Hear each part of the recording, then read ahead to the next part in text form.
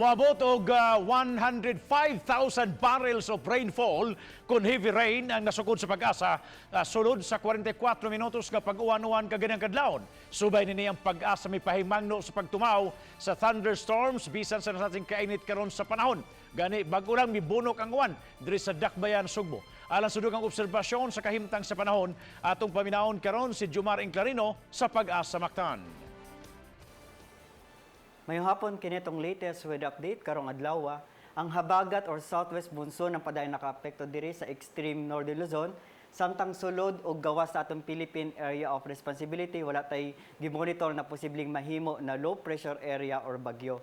Sulod sa atong 24 oras na forecast sa tibok sa Visayas, lakip na ang Cebu Province, Masinati ang init na panahon ug natay mga patak-patak na mga pag-uwan tungod kini sa localized na mga thunderstorms.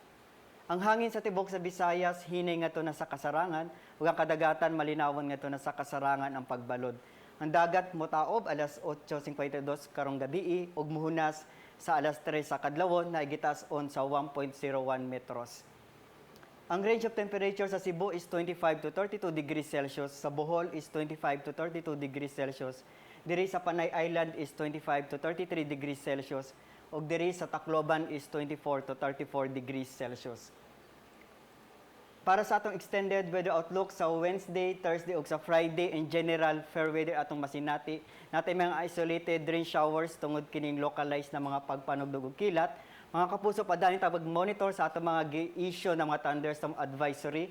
Ang range of temperature para sa Wednesday is 25 to 32 degrees Celsius. Sa Wednesday is 25 to 33 degrees Celsius. Sa Friday o sa Thursday is 25 to 32 degrees Celsius. Natay heat index na mo range sa 39 to 40 degrees Celsius.